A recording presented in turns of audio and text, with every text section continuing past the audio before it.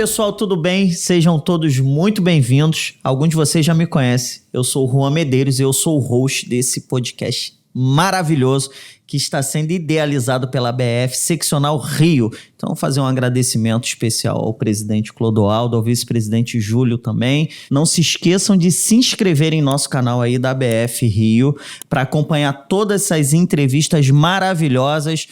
Para você que é curioso de franchise, ou você já é um franqueado, é uma franqueadora, para absorver mais conhecimentos, porque a gente precisa beber dessa água fecunda de conhecimento, não é? Então, pessoal, hoje eu estou com duas pessoas maravilhosas aqui, que é a querida doutora Ana Von Jess, que é a responsável pela Comissão de Ética e ESG, né? É mais bonito. ESG, né, doutora? E o querido Renato Távora, que já é um conhecido meu de tempo já, ele foi entrevistado por mim na BF Franchise 2023, que é da Allgreen. Então, pessoal, hoje o nosso tema é ética e ESG nas corporações, nas franquias, não é? Então, pessoal, eu vou aqui deixar a mesa posta à vontade para vocês. A casa é de vocês, então, por favor, vamos permitir primeiro a dama. As damas, né? As damas. Conhecer. Dois cavalheiros. Por favor. Doutora Ana, apresente-se. Bom, para quem não me conhece, eu sou Ana Von Jess, sou advogada, fui diretora jurídica da ABF BF Rio, né, por 10 anos. Eu trabalho e milito no sistema de franquia há 25 anos, não parece, eu sei que Eu ia fazer essa ressalva. Eu tenho certeza que todo mundo ficou impressionado. Começou agora. muito jovem. Pessoa estagiária. Ele é altíssimo, eu comecei, fazendo era uma parte menina. do Mensa. Era uma menina. E tive a grata, a honra, né, de ser convidada pelo Clodoaldo e pelo Júlio nessa gestão para coordenar a comissão de ética e ESG no franchise. E a gente tem a missão, né, essa comissão ela foi pautada, né, a gente tem como missão despertar, falando de ESG, a gente tem a missão de despertar nos franqueadores, né, nos pequenos franqueados, nas empresas que compõem o ecossistema do franchising, o interesse pelas práticas de ESG, né? Nós temos um planeta só. Eu até pesquisando mais sobre o tema, eu li alguns livros e uma máxima que me chamou muita atenção é que nós não temos que preparar as empresas para serem as melhores do mercado. Elas têm que ser as melhores para o mundo, para o mercado no qual elas atuam. Então, essa é a nossa missão, é o que a gente pretende através dessa comissão, é despertar a transformação que o ESG pode provocar em cada corporação que se adequa e tem essa preocupação, a preocupação com o social, a preocupação com a sustentabilidade, a preocupação de ter normas de compliance que documentem todas as experiências, os processos, as formas de lidar com as pessoas, com o planeta, com os clientes. E isso impacta no sistema como um todo, no sistema de franquia, nos consumidores. Os clientes hoje já enxergam essa potência que é o ESG, a gente já percebe isso. E essa é a nossa missão. Quem puder contribuir já está, desde já, convidado para fazer parte dessa missão com a gente. Uau, que pitch, né? Sentiu, né? Se ligou, né? Você nasci pra isso. Você que tá aí prestando atenção, são só 25 anos, apesar de não parecer, falando sobre isso ininterruptamente, né? E agora a gente parte pro nosso querido Renato Távora. Por favor, apresente-se, Renato. Agora tá difícil, né? Responsabilidade. Depois dessa aula, né? Depois desse pitch comercial, né? Bom, agradecer também o convite da doutora Ana, né? O convite também da ABF, Seccional Rio. Para mim também é muito importante estar aqui falando um pouquinho sobre esse tema. Eu sou entusiasmo aí do tema, gosto muito desse tema. Entrei na área aí já tem mais ou menos uns 20 anos também, já tô um tempinho aí. Meu já parece. Não parece. Já parece. Já tô na área há um tempinho, gosto muito desse tema. A gente hoje em dia, o Green faz parte de um grupo de empresas, né? Para se ter ideia do quanto eu gosto desse tema, sempre começo qualquer conversa que eu falo falando isso, que eu acho que é a nossa raiz. A gente faz parte do grupo Econom, que é um acrônimo aí de Empresa Construtora do Novo Mundo, né? Então, a nossa ideia é realmente incentivar organizações, seja ela de qual tamanho ela acredite que ela é, né? Que é o tamanho que ela acredite que ela seja, a adotar esse tipo de ação, a aderir a esse tipo de processos, né? Relacionado a esse tema de sustentabilidade, como a doutora falou, para a gente realmente tentar ser melhor para o mundo, né? Acho que acima de qualquer coisa, acima de lucros, acima de qualquer situação, a gente, sem ter um desenvolvimento sustentável, a gente não vai existir em algum momento, né? Então, a minha preocupação e a minha vida está muito direcionada para isso, em incentivar a empresa, incentivar o próprio ser humano a adotar esse tipo de ações dentro das suas empresas, das suas corporações ou dentro da sua vida. Então, estou aí também para ajudar um pouquinho, falar um pouquinho sobre o franchise. Estou entrando nesse mundo, né? Tem uns 2 anos mais ou menos, até pela sociedade da empresa que a gente teve dentro do All Green. Então, estou começando a vir para esse mundo. Isso foi algo muito interessante, conhecer esse mundo das franquias, né? Começou a trazer para a gente um cenário que a gente não conhecia. A gente há muito tempo atua com indústria, atua com projetos de grandes impactos em termos ambientais. E aí a gente começar a trabalhar com um mundo mais simples, né? Com um mundo mais fácil, e buscar atrair esse público é um desafio, mas para a gente está sendo muito legal. A gente está tendo um resultado muito positivo nesse sentido e ao mesmo tempo que a gente tem essa dificuldade de entrada, eu sinto que a gente está tendo uma resposta muito boa desse público. Então, estou muito animado. Estou muito animado. Bom, legal, pessoal. A gente fez uma abordagem excepcional, né? 2 começamos especialistas, bem. Começaram super bem. Um tem 25 anos de mercado e outro tem 20 e ambos não parecem esse tempo todo. Então, para dar sequência aqui, né? O termo é muito bonito, né? Tá em voga, né? Hoje as grandes corporações falam muito mais da questão de ética, compliance. Compliance, doutora, eu conheço já há alguns anos desde Sarbanes-Oxley. Eu estudei Sarbanes-Oxley, né? A questão da Enron. Ele né? não vai falar de tempo. Enfim. Ele já é mais treinado, ele não vai falar de anos aqui, eu já percebi. Não vou. Mas então, voltando, né, ao tema, né, que está em voga, mas as grandes corporações entendem dessa demanda, essa necessidade, mas as pequenas não estão tão preocupadas e perdem diversas questões de benefício de governo, né, incentivos fiscais, etc. Mas agora a questão do ESG, que a gente fala de sustentabilidade ambiental, social e governança, né? Então, vou deixar também a doutora Ana dar início. Doutora, fala para o pessoal que está assistindo sobre a questão mais macro do ESG, que aí depois a gente aprofunda na parte mais técnica. Eu vou tentar concentrar aqui o meu discurso, a minha fala, para o ecossistema do franchise, né? Que é onde eu milito, é onde eu tenho mais experiência e eu acho que é onde a gente pode trabalhar um pouco mais para despertar esse interesse das pequenas empresas em estarem inseridas no que o ESG prega, né? É óbvio que quando a gente ouve falar de ESG, essa sigla, muitas pessoas não sabem o que significa, não sabem que dentro dela... assustam, e não sabe que ela contempla o compliance. Aliás, compliance, muita gente não sabe nem o que é. Todo mundo pensa muito em meio ambiente, a coisa do verde, da sustentabilidade. E é bom que pense, né? Porque nós só temos essa opção. Esse planeta, não temos um plano B, né? Então, nós temos que viver aqui e temos que fazer esse planeta durar o suficiente para que as nossas próximas gerações possam usufruir dele também. E... pensando em sustentabilidade, pensando no verde, na manutenção das condições mínimas aqui de existência, o que eu percebo é que as pequenas empresas, elas não têm a percepção de como atuar em práticas de ESG no quesito sustentabilidade. E a gente tem várias demonstrações, várias provas. Eu tive na feira da BF entrevistando um franqueador recente que tem 10 unidades, que trabalha com alimentação, e ali ele enumerou todas as práticas de sustentabilidade que ele tem dentro da franqueadora e das lojas franqueadas, que ele reverbera e transborda, né, para os franqueados deles. Os franqueados têm as mesmas práticas.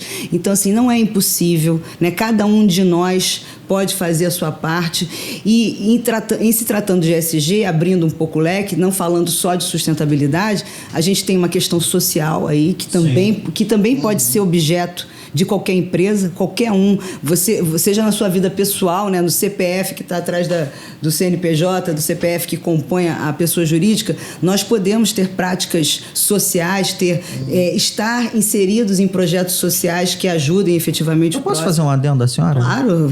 Você pode me parar de me chamar de senhora. Eu ia falar isso, né? Senhora eu fica fiquei muito agora formal. idosa, não mas eu vou te fazer um adendo, Ana, que é importantíssimo. Isso a BF Franchise 2023, quando eu estava lá como host também, eu fiz alguns questionamentos para as pessoas, que é o seguinte: ninguém monta uma empresa para ficar pobre.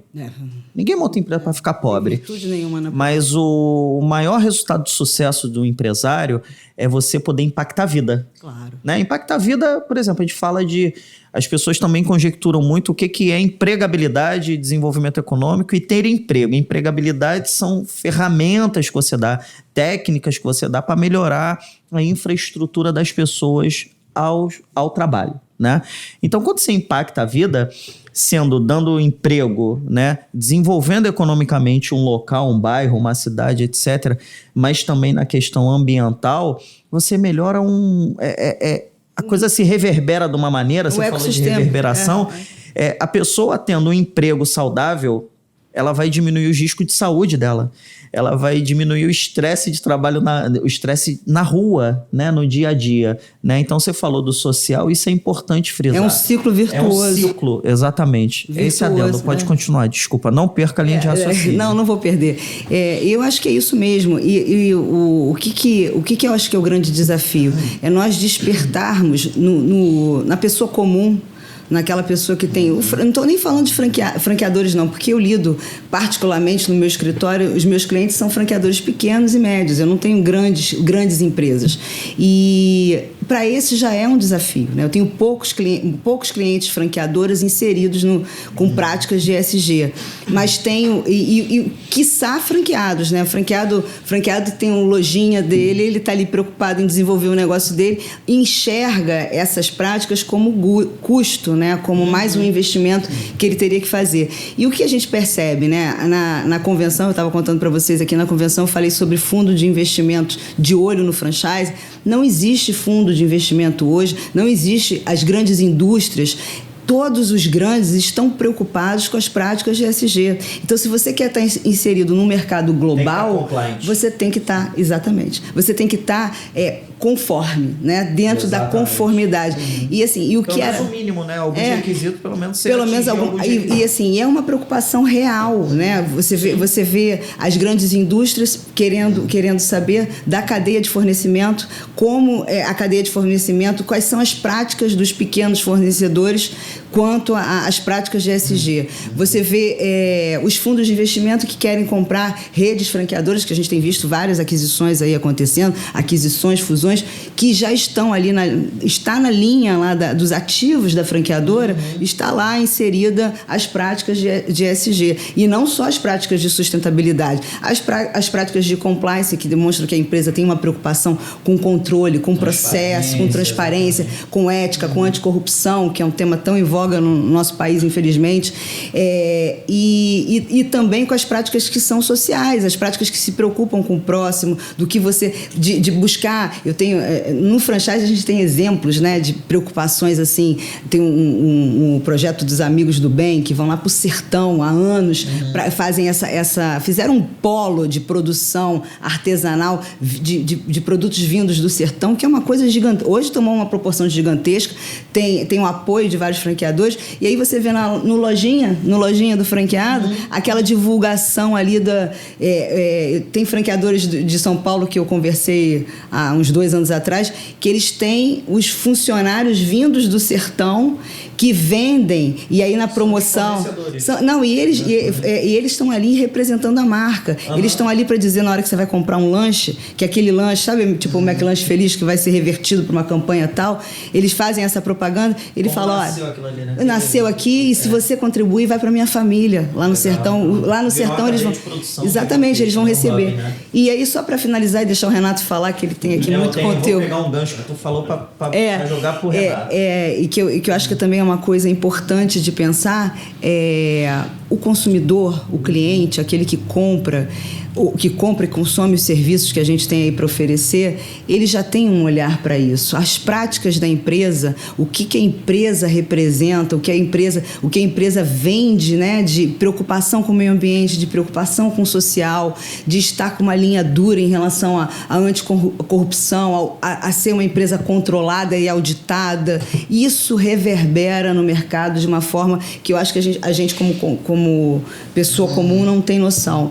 E e interfere no poder de compra, interfere na decisão da compra. Então, você escolhe a marca pelas práticas que ela tem. E você também bane do seu leque aí de possibilidades aquelas que não coadunam com o que você imagina, com o que você tem de princípio. É aquela coisa do propósito, né? Quando os propósitos se encaixam, fica mais fácil vender, fica mais fácil convencer. A confiança vem antes, né? Eu acho que é isso. E o que é bacana, entrando um pouco na questão política, não política partidária, porque as pessoas se assustam muito quando a gente fala de política, né? Todo mundo já... já fica, né? Mas é fundamental porque a gente não vive sem política. Não tem outro meio que não seja, né, a política, né? Nós somos seres políticos. Exatamente. Temos agora, recentemente, tivemos foi a COP30, se eu não me engano, né? A COP30, né? Que foi na Zona Sul e tal. E um planejamento muito bacana que o ministro Fernando Haddad fez, né? É que pegou o BID, né? O Banco Interamericano de Desenvolvimento, e eles fizeram um acordo, né?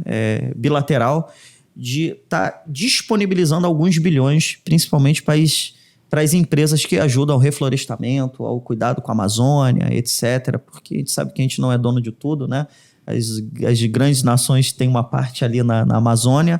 E estou pegando esse gancho para você, Renato, porque fala dessa particularidade de governo, né? Então, eu acho que a gente pode fazer uma analogia, principalmente às corporações, as pequenas e as médias. Eu não estou indo para as grandes corporações, que precisam estar aderentes com uma olhar, por exemplo, Sistema B, né, aos 17 Objetivos de Desenvolvimento Sustentável da ONU, né, que é extremamente fundamental. Nós somos um dos, se eu não me engano, são 26 signatários, né, das 17 Objetivos de Desenvolvimento Sustentável da ONU. A COP30 ela veio, de fato, para mudar o conceito do ESG, né, como federação, como nação, né, e eu acho que as empresas precisam estar de olho, porque as grandes corporações internacionais que têm participação, que ajudam BID, etc., e são fundos de investimento, elas vão buscar empresas locais que estejam aderentes. Sem dúvida. Correto? O que você acha disso, Renato? E como a All Green está trabalhando nesse quesito com o governo, com corporações? Vamos lá. Bom, primeiro eu vou até um pouco mais atrás, complementando aqui a doutora falou, trazendo a ideia de que o ESG, agora eu vou falar para a câmera, né? Para falar para quem tem que ouvir. Pode falar que aí tu já naquele... já pega o corte samurai, irmão. O ESG, tem que botar uma montagem depois. O ESG não é um tema chato, né? Sim. A gente tem que saber lidar com ele. E ele pode trazer muitas oportunidades, tá? Então... Vou contar um pouco da história. Vou fazer um adendo rápido. Corte ninja, tá? Gente, ESG não é abraçar árvore. É isso aí. Não é deixar de tomar num copo plástico, é reduzir, é fazer predições, é previsibilidade, é melhorar. Exatamente. Então, assim, quando a gente fala do ESG, eu vou falar até um pouco de como a gente começou a entrar nesse mundo fora da indústria, né? A gente nasceu na indústria, a empresa, tá? E a gente trabalha hoje em dia com grandes multinacionais que têm grandes impactos em termos ambientais. E aí eu digo em termos de emissão de gás de efeito estufa ou de outros temas, né? E até então a gente trabalhava muito pela obrigatoriedade legal. Então o que eu fazia era ajudar na prática a indústria a atender os órgãos ambientais, tá? E cada vez mais exigências, justamente em cima do que o Juan falou, são muitas cobranças que vão vindo de acordos que o país vem fazendo ao longo dos anos, né? E aí vai jogando para os seus grandes poluidores, assim dizendo, sim, né? Que é quem todo mundo imagina que tem o maior impacto. Somos todos nós, né? Exatamente. Ele só tem um tamanho maior, né? O carro é produzido porque a gente consome, porque a gente compra, né?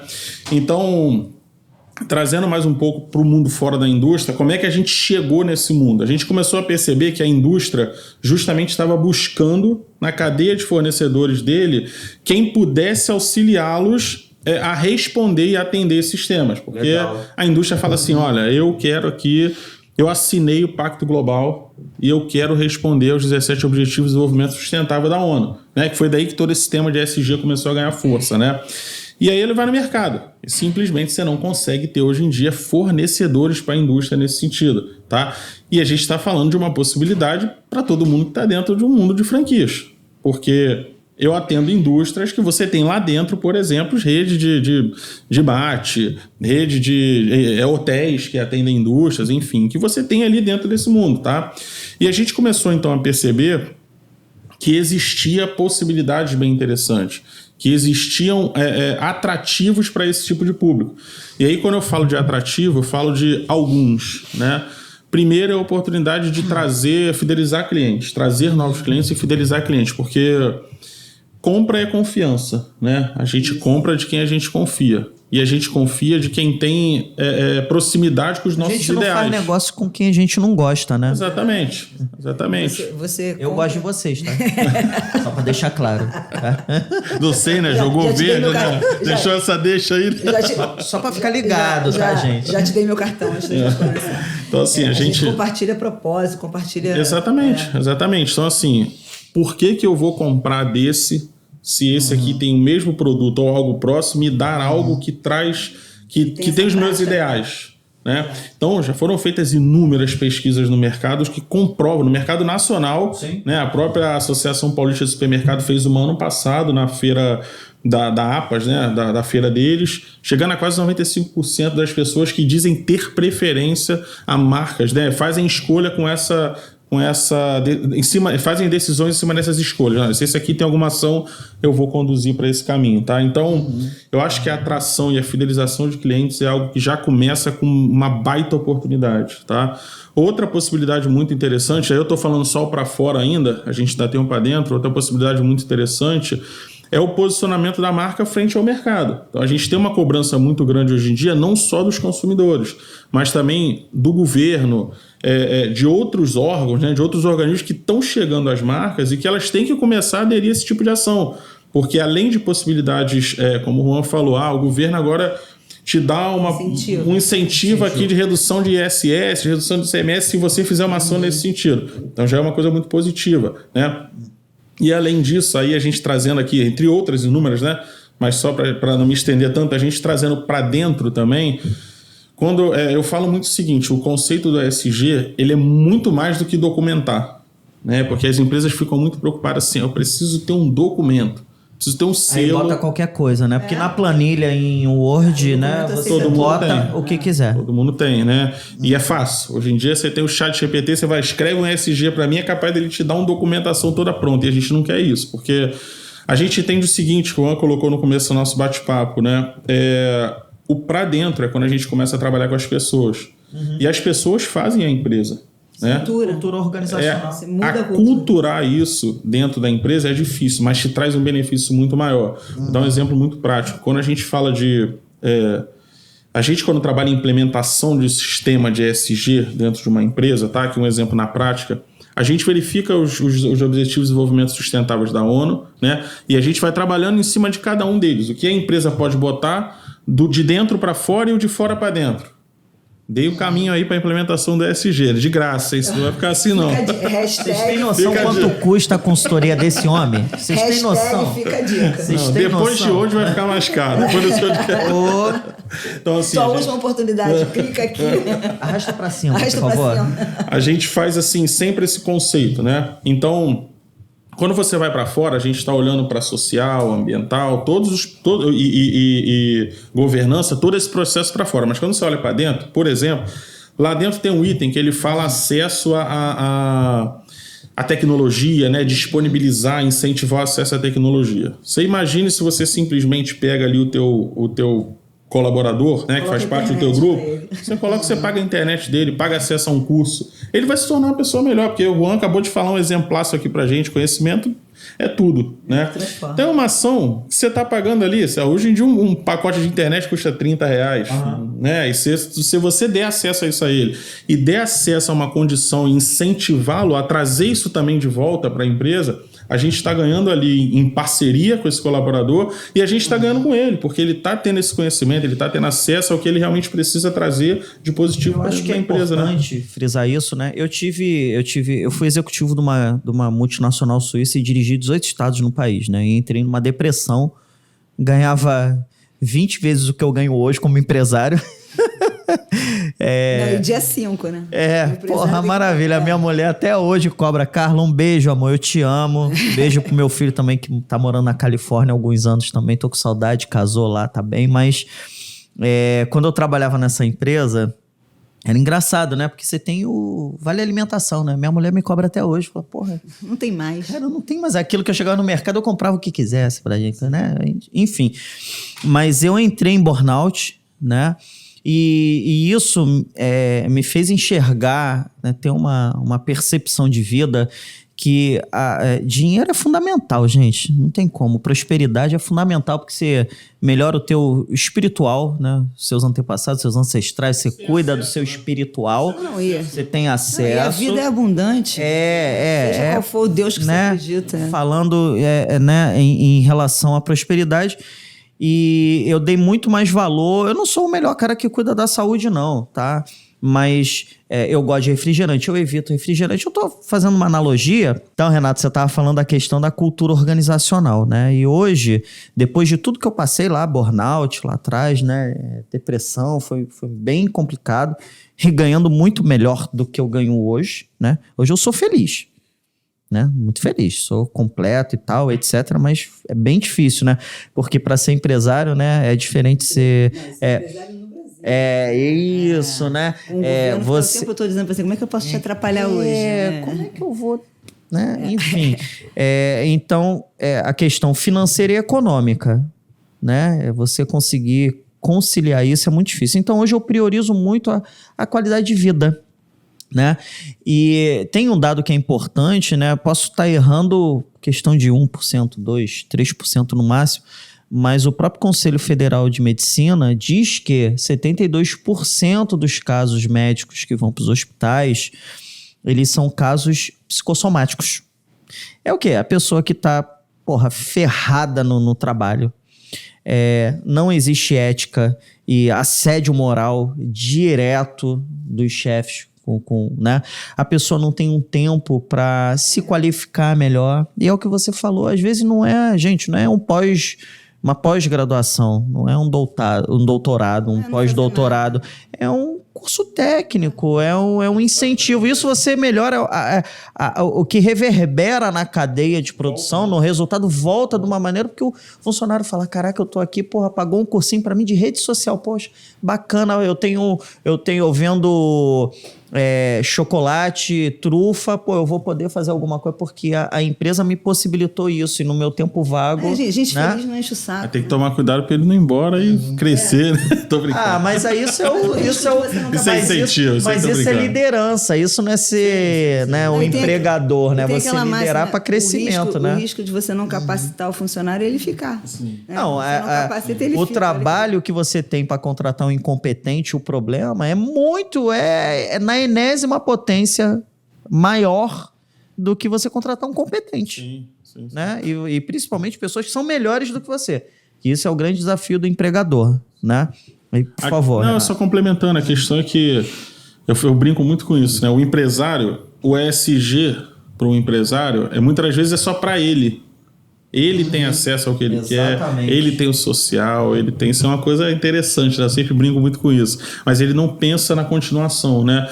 Só que ele tem que entender que quando ele tira o momento dele de descanso, quando ele tem também o momento dele, se ele consegue prover isso também ao colaborador dele, é um ganha-ganha, é o que a gente está falando, né? Eu acho que a prática do ESG ela é muito maior do que qualquer documento. Né? A gente documenta sim. Excelente. Né? A gente documenta para trazer o compliance, a ética, trazer as claras o que a empresa está fazendo. Isso é importante. Eu sempre falo também uma coisa que eu bato muito na tecla.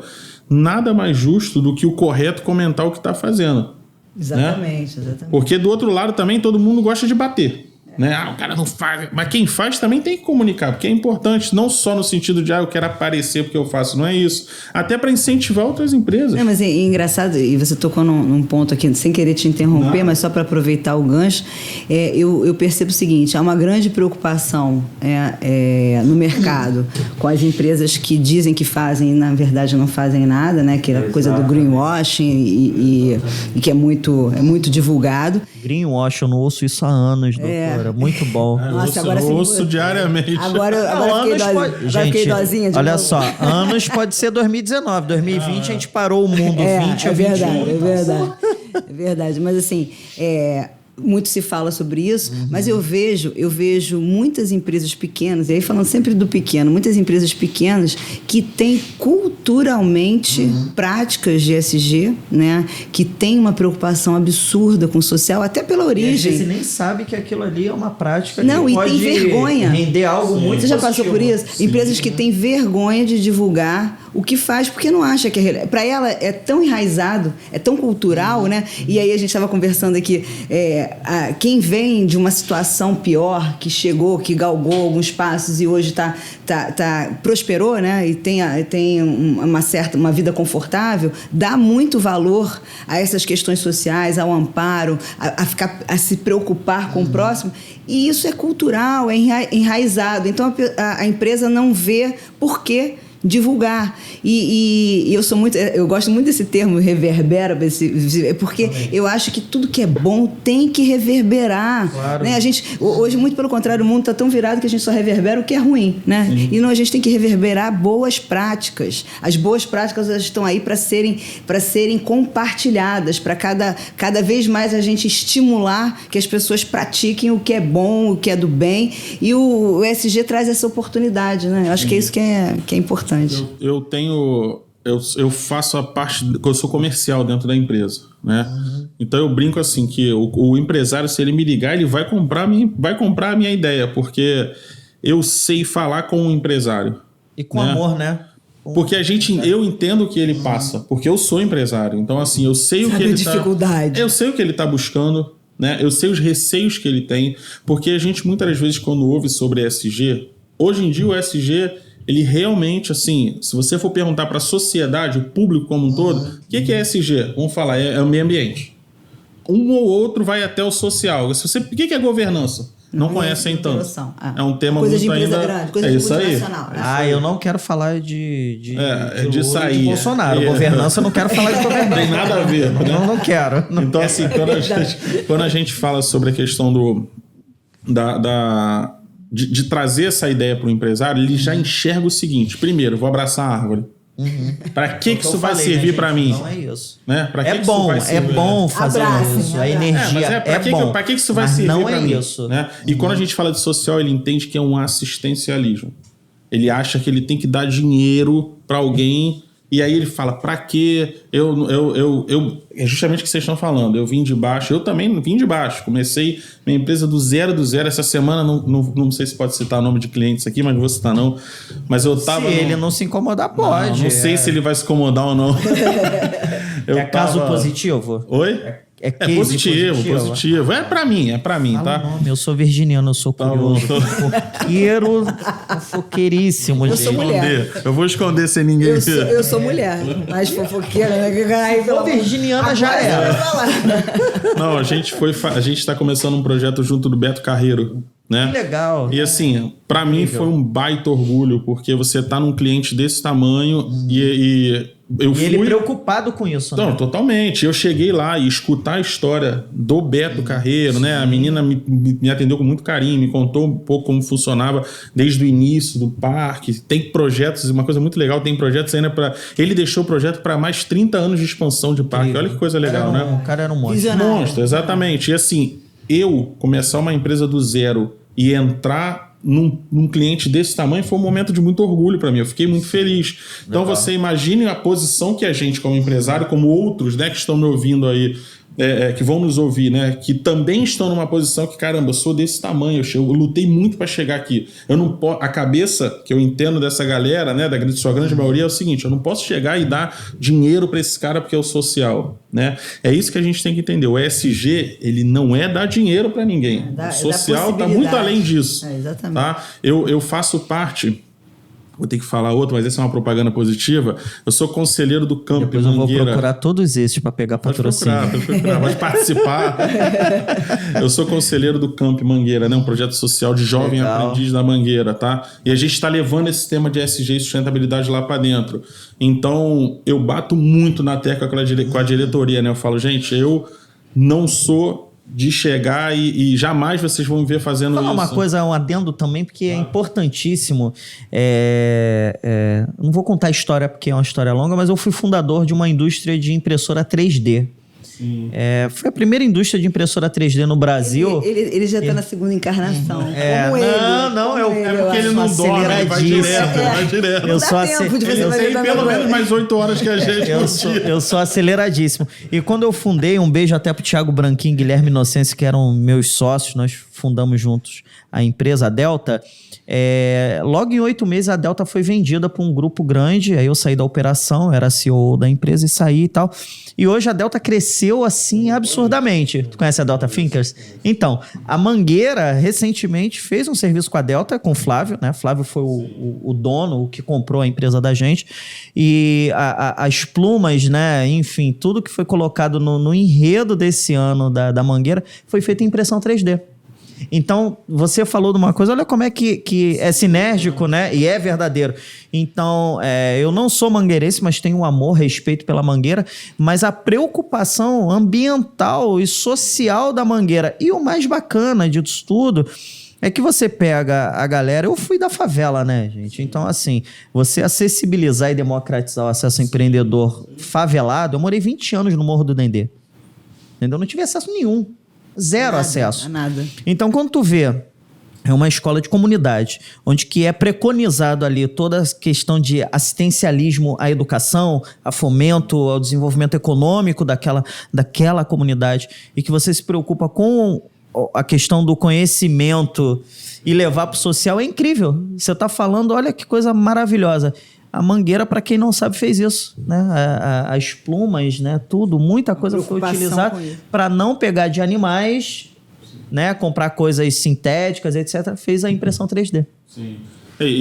Por que eu trouxe essa ideia desse projeto? É que eu tô trazendo o conceito de que é um projeto social, Jovem Aprendiz, né, lá dentro da Mangueira, e a gente está trazendo esse tema lá para dentro, mas não é para ensinar, mais uma vez, né, não é para ensinar o cara que ele precisa sempre desse assistencialismo, dessa ajuda, não é isso. Ensinando inovação, tecnologia. Porque ele tá tem ensinando que criar inteligência artificial. Isso aí, ele tem que levar, estimular. Estimulando, você está trazendo conhecimento. A galera sai dali, às vezes não precisa nem ter uma graduação tecnológica. A própria questão de você estar utilizando na prática, ele pode ser um menor aprendiz numa multinacional, né? Para o governo, né? Dependendo também. Não, e assim, hoje a gente vive essa explosão das redes sociais. Quanta gente aí que está milionário, multimilionário por conta das redes sociais. Você dá acesso a quem tem menos informação a como multiplicar. Você ter um canal, você ter um Instagram e você multiplicar, coisa que você faz com o celular. Exato. Todo mundo tem celular, né? Por mais pobre que seja, se você vai para as comunidades, eles podem até não comer direito, mas o celular eles têm. É verdade. Então assim, não é difícil você ter essa prática e você estimular esse tipo de conhecimento, de ação, né? De quem precisa. Não, e como abre a mente, né? Vou dar um exemplo da minha vida aqui, né? Eu também nasci no subúrbio do Rio de Janeiro. Uma família... eu tô me sentindo mal, porque eu nasci na Zona Sul. Então... Tá ótima, mas você trabalha com gente... A gente ia lá fazer bagunça na casa dela, né? Festa de São Cosme e Damião, gente. Quando eu era da Ilha do Governador, eu adorava ir na casa dos ricos. A gente que levava frango, farofa lá. Cara, eu entrava na festa de São Cosme, não tava nem aí, maluco. Era tudo. Aí botavam assim nos mesanos, né? Só esse pessoal. Outro nível. São Cosme veio de terno, Cosme e Damião de terno. Aqui. Como que é São Cosme e Damião? Cresceu. Era um saquinho de São Cosme e Damião. Era o saquinho da Zara. Da Zara. São Cosme e Damião. Então, assim, quando eu também nasci de uma família simples, né? Nada, graças a Deus, subúrbio do Rio de Janeiro e tal. E quando foi em 2001, meu pai, por trabalhar na área naval, a gente teve uma chance de morar na Coreia do Sul. Assim, eu saí de um país... Você não era tão suburbano quanto eu. Não, mas foi uma sorte, Ô, Glória. Meu pai sempre foi uma pessoa muito bem encaminhada dentro da área naval. A área naval cresceu muito lá, numa ocasião. E a gente ficou um ano lá, né? É um exemplo que eu dou assim para todo mundo em termos de sentido social, de como o acesso a uma visão transforma a vida da pessoa, né? A gente não tinha internet naquela época, né? Não tinha, a internet estava chegando aqui de escada ainda naquele período. E a Coreia tinha internet no orelhão, né? No orelhão. Você botava a moedinha e consultava ali por 5 minutos alguma coisa que você queria na rua, né? Então, quando eu encontrei com isso, a minha vida mudou totalmente. Quando eu voltei da Coreia em 2002, tive a chance de assistir a Copa do Mundo lá também, né?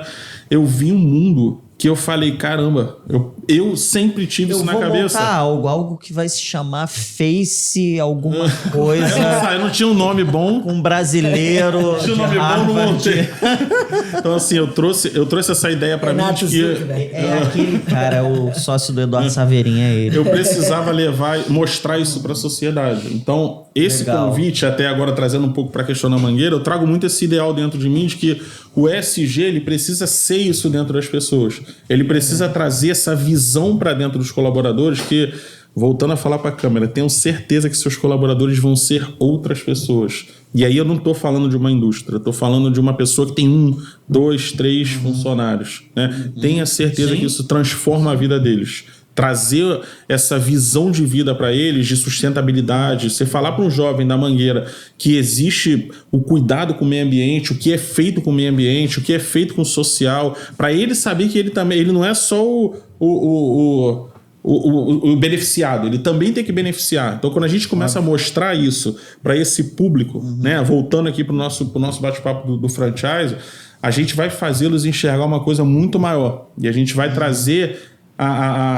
aí as possibilidades começam a se tornar muito mais interessantes. A gente começa a crescer em termos de ESG dentro desse público, né? Legal. Pessoal, nós estamos chegando, infelizmente, ao fim. Nossa. Eu ficaria aqui até umas 17h35, mais ou menos, com vocês. Mas, infelizmente, a gente está chegando ao fim. Até 17h35 eu já tenho mais umas 38 profissões aqui. Eu tenho que responder uns e-mails no intervalo. Abrir umas 2 empresas. Não, chega, gente, eu tô... E as pessoas estão pensando assim, cara, ele tá rico. Eu falo, eu sou rico, tenho uma família legal, próspera, etc e tal. Mas é uma luta diária. É uma luta diária, né? Eu tô pra montar a holding agora do grupo das minhas empresas, né? Tem meu cartão, né? Não, ainda não, doutora. Olha ela, olha o pitch. Essa mulher daqui não é advogada, ela é... Fica atento ao ESG lá, né? Ela é Cuidado, seu... Não, então, isso... Cara, hoje foi assim, né? A segunda entrevista que nós estamos fazendo aqui. Antes nós fizemos a anterior foi de inovação, né, inteligência artificial aplicada no franchise, a gente também abordou isso, e tudo se conecta, né, tudo se reverbera, tudo né, tem sinergia, né, acho que foi muito bem até roteirizado isso pelo Júlio, pelo Clodoaldo, né, que as coisas se cruzam muito, e eu estou num momento de abundância corporativa na minha vida, eu não falo financeiro, economicamente eu estou muito bem. Né? Tanto que a gente está indo a gente está capilarizando a empresa, eu estou indo para a minha 5ª unidade própria, filial. Nós somos muito preocupados com a questão de sustentabilidade. Copo plástico lá a gente tem, óbvio que a gente tem, né? Tem que ter o copo descartável, mas a gente evita, a gente tem copos de vidro, tem canecas, a gente dá copos, aqueles reutilizáveis para os clientes. A gente evita ao máximo impressões, são pequenas ações que a gente faz, que quando a gente vê na cadeia de 12 meses de uma empresa, e a minha empresa, que não é uma empresa grande, mas é uma empresa média, o resultado para o meio ambiente, o resultado de performance para a gente na liquidez do nosso faturamento é impressionante. Né? Então, são aplicações e que a gente pode utilizar de ferramentas que a empresa... eu acho que a gente, quando fala de ESG, a gente tem que vender muito assim, cara, vocês precisam aplicar porque vai melhorar os teus resultados. Né?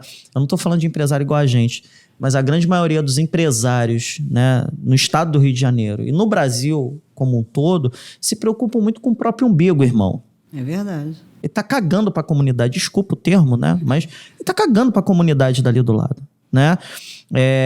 E às vezes uma ação que você faz do seguinte, todos os meus colaboradores eu vou contratar local, você já mudou, muda impactou o resultado da cidade. É uma ação social. E aí vem outras coisas. É uma ação ambiental, porque o cara deixa de pegar um transporte que emite gás de efeito de estufa. Então a gente tem várias ações, né? Eu vou a pé pro meu escritório. Eu moro a 1 quilômetro. Eu só não vou quando tá sol, muito sol. Mas quando tá sombra, eu vou a pé pro meu escritório. Eu faço questão de ir a pé. Eu faço vídeo. Se vocês entrarem no meu Instagram, todo dia eu tô fazendo vídeo na Getúlio Vargas. Às vezes eu tô voltando 10 da noite a pé. O pessoal fala, tu vai ser assaltado, aqui é um perigo, a cidade tá... Eu falei, gente, isso é um risco que a gente corre. A cidade de desenvolvimento, ela cresce e vem. É como a gente responde aos problemas. E as empresas, elas precisam ter isso bem no id, no ego, no superego do empresário, de que internalizar, de pensar que não é só no resultado. Mas a venda, você que é comercial, é falar o seguinte, porra, tu vai melhorar o teu resultado. Se tu fizer isso aqui, se tu ficar aderente aí ao sistema B, as ODS, né? Não, e os benefícios são cada vez mais claros, né? O Renato participou de um outro podcast que eu tive a felicidade de assistir, porque foi muito bom. E o Salchini, ele deu esse exemplo. Ele deu exemplo que ele falou para numa expo de supermercados, né? E ele... da Sérgio, né? Da Sérgio. Foi da Sérgio. Acho que era fora do Rio. Não lembro. Expo era para supermercados. E ele contou que hoje as indústrias que patrocinam as gôndolas, né, dos mercados, aí eu vou colocar lá uma gôndola para você vender, vou botar uma geladeira. Ela quer saber que tipo de prática você, como mercado local, tem prática social, porque ele deu o exemplo a moça que trabalha no caixa do mercado, ela trabalha num posto de saúde, indicava aí ele passou a indicar onde é o posto de saúde para estimular a vacina, né? Porque as pessoas não estavam indo se vacinar e naquele mercado ficou um ponto onde se indicava o posto, exatamente, o posto. E aí a indústria que vai patrocinar esse mercado vai colocar lá as gôndolas, vai botar produto para degustação, vai de alguma forma atrair clientes para esse mercado. Ela quer saber o que ele está fazendo, mas você tem alguma prática social? Você faz alguma coisa que ajuda esse público local? E tem que estar escrito, bem escrito, né? Exato. O ESG, ele é um ecossistema. Tudo é um ecossistema. Tá vendo? Sim, é um ecossistema. Só que assim, agora eu vou voltar para a câmera. Quem está fora desse ecossistema vai perder o trem. Fora. Ele é galã, né, gente? Vai perder o trem. Ele olha para a câmera toda hora, né? Ele fala... Mas é verdade, né? É um ecossistema. Tudo ali, tudo faz parte. Então você está falando de um projeto... verdade. Que é ambiental, é social e você tem que comunicar com toda clareza. Então, a ideia desse ecossistema é a gente estar dentro, é a gente fazer parte, né? E aí vou fazer até uma coisa interessante aqui, trazendo aí para a ABF, né? A gente vê os prêmios ABF, né, sobre sustentabilidade. Ano passado eu participei da Feira de São Paulo, também tive a oportunidade de falar um pouquinho lá na feira. E tinha um prêmio para o stand, né, mais sustentável. Tem os prêmios ABF para sustentabilidade das franquias. Então, assim, tem mercado dentro de onde vocês estão também. Tem um mercado bem interessante, sem dúvida, né, que atrai. Você imagina um público que chega ali para buscar uma franquia e vê que você tem um prêmio ABF sustentabilidade. Né? Quem é da ABF sabe a importância que tem os prêmios. Ser referendado, né? Dá credibilidade. Então já sabe onde procurar. Você vou deixar só. Clodoaldo, Júlio, esse cara precisa ir pro comercial. Chegamos ao fim desse episódio incrível aí. Do Fala Franchise Carioca, que é o podcast aí da ABF Seccional Rio de Janeiro, que foi magnificamente bem idealizado pelo Júlio e pelo Clodoaldo. Agradeço muito a oportunidade de estar aqui à mesa com esses convidados incríveis que eu estou absorvendo conhecimento, sempre é importante. Estou me tornando uma franqueadora agora, dentro de instantes. Em maio a gente está com coffee, com tudo pronto, já tem um projeto arquitetônico. Se Deus quiser e vai dar tudo certo, eu vou estar aí entrando na BF para entender os Paranauê. Vou chegar nessa parada aí. Eu estive aqui, pessoal, com a doutora Ana Von Jess, essa pessoa incrível que eu conheci hoje, adorei, uma pessoa de energia, assim, que reverbera bastante. A gente falou de reverberação, né? Isso é muito legal, eu uso bastante isso no meu dia a dia. Obrigado por você transbordar esse conhecimento pra gente, e com o querido Renato Távora aqui também da All Green. Então, pessoal, não se esqueçam, é importantíssimo, hein? Fica ligado. se inscreva aí no nosso canal da BF Seccional Rio. Deixa eu finalizar. Para não perder aqui. essas entrevistas maravilhosas. Eu esqueci de uma coisa muito positiva, Por né? favor. Só para trazer a ideia de quanto a ABF está incentivando isso. Ano passado, a gente transformou a feira da ABF Rio em uma feira carbono neutro, né? Então foi um projeto que a gente teve chance de participar e tal. Fica o convite aí para fazermos de novo esse ano. Por favor, né? até porque eu não sei se você o compromisso sabe. assumido pela nossa diretora de sustentabilidade. Até porque eu não sei se você sabe, Renato, porque eu entrevistei lá, né? Foram 80 entrevistas que nós fizemos em 3 dias. Eu entrevistei o Clodoaldo, o Júlio, né? O governador também. Adorei, porque a assessoria do governador falou, ele tem 5 minutos, ele ficou 20 comigo, arrasei. Falei de números, ele adorou, falei das empresas abertas na junta comercial, ele adorou, foi incrível. E a ABF Franchising do ano passado foram 2.000 metros quadrados e esse ano vai duplicar de tamanho. Então eu espero que nós estejamos lá com o nosso podcast também e vocês também, obviamente. Tá bom? Pessoal, um beijo e abraço pra vocês, por favor, e continue nos acompanhando aí. Valeu, vamos pra cima.